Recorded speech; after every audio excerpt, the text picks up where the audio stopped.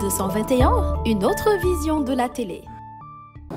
En tout cas, ce que je peux vous dire, c'est que lui, Moussa Diop, a dit qu'il a une feuille de route lorsqu'il est venu. La feuille de route, c'est de développer Dakar Dem Dikk. Le développement d'une entreprise, c'est en deux dimensions. Sa modernisation à travers une multiplication de ses sources de financement et la croissance économique qui s'évalue en termes de bénéfices. Pour la modernisation, parce qu'il y va de son image pour faire le développement de soi, il a réussi à mettre du nouveau, de nouvelles lignes qui s'appellent des lignes express pour l'urbain, le transport interurbain, l'AIBD, mais tous ces projets, il les a trouvés ici, mais il a eu le mérite de les exécuter. Pour Afrique Dem Dikk, c'est l'idée du président. Pour les transports régionaux, c'est son idée. Le tout, arrimé à une augmentation de salaire forcée, parce qu'on l'a contraint à augmenter les salaires. Pourquoi? Les nouvelles recrues qu'il a amenées, qui en général sont des politiciens, avaient un salaire supérieur à nous qui étions là depuis 2001. Après l'avoir appliqué, on lui a dit la loi sociale dit qu'à salaire à travail égal, salaire égal. Donc vous nous mettez au même pied d'égalité que le reste. Donc c'est une augmentation forcée. Voilà ce qu'il a réussi. Ce qu'il n'a pas réussi, on lui a donné 237 cars qu'il a trouvé ici. Bus, gros bus porteurs. Plus 475 bus du président, quand le président Macky Sall est venu. Plus 150 bus de l'interurbain. Plus les 300 minibus, ça fait 1112 bus qui sont à Dakar Dem Dikk. Est-ce que les usagers ne font pas 1 heure de temps d'attente dans les arrêts? C'est un échec donc. Du point de vue financier, l'État a injecté, il vous l'a dit, 16 milliards. Il a vendu 3 milliards 800 millions.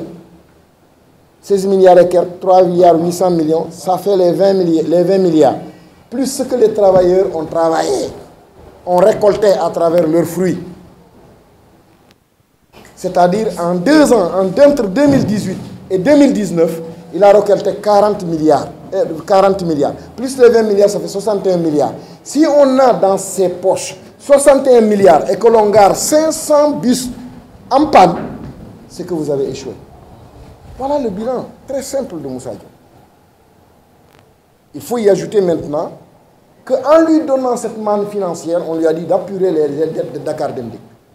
Au lieu d'apurer les dettes de Dakar Dem Dikk, il est en train de créer d'autres dettes à Dakar Dem Dikk qui s'élèvent à plus de 500 millions. Non, comment? C'est l'IPM, c'est l'IPRES, c'est tout, ça tourne autour de 500 millions. Donc, ce dernier, il n'enrichit pas l'entreprise. Pour 1112 bus et 61 milliards, le bilan, après avoir fait rouler les bus, il a fait perdre à Dakar Dem Dikk 10 milliards dans sa gestion entre 2018 et 2019. Ça, c'est un échec patent. Nous, on était opposés. On lui a dit, au lieu de vendre la terre, il valait mieux morceler et mettre ça sous hypothèque au niveau d'une banque. On vous prête de l'argent, vous réglez vos problèmes. Après, quand l'État va amener les 16 milliards, vous retournez l'argent à la banque et vous récupérez vos terres. Il ne l'a pas fait. Nous, on lui a donné la solution. Et ce qu'on attend de l'État.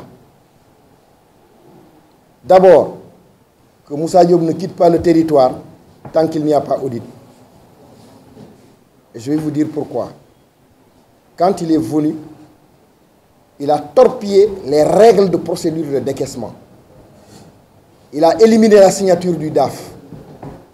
C'est lui seul qui signe. Alors pour des raisons de transparence, le DAF devait signer chaque chèque qui sort, le DAF plus la signature du DG. Il l'a éliminé. Aujourd'hui donc, si on doit interroger quelqu'un par rapport à son bilan, il est le seul répondant. Donc c'est pourquoi on demande qu'il ne quitte pas parce qu'il doit répondre aux questions des auditeurs. Nous y tenons. Jaral nañu ñu def des plans d'action syndicales pour nous auditer kër gi te loolu musiba la état moo waroon a gën a kontaan ñëw auditer mais on court derrière l'État pour venir auditer Dakar Dem Dikk. Depuis 2010. C'est aberrant. Non, 2010. Non, 2000. On a arrêté 2010. En 2011, ils ont sorti le rapport. Je sais ce que je dis. Donc, depuis 2011, l'IGE n'est pas venu. Ni la Cour de vérification des comptes.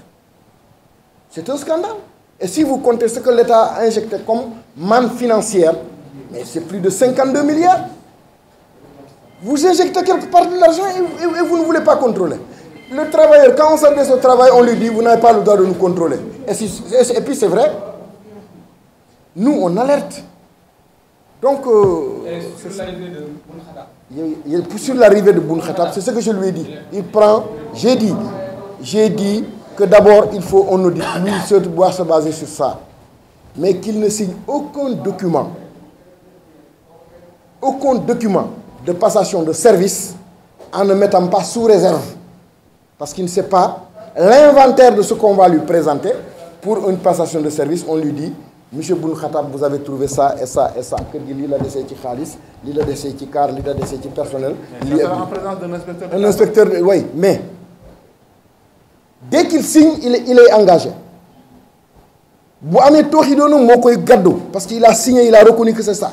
Donc c'est pourquoi moi je lui conseille, le syndicat UDT le conseille, avant de signer, de mettre sous réserve d'un état des lieux exhaustif de Dakar Dem Dikk.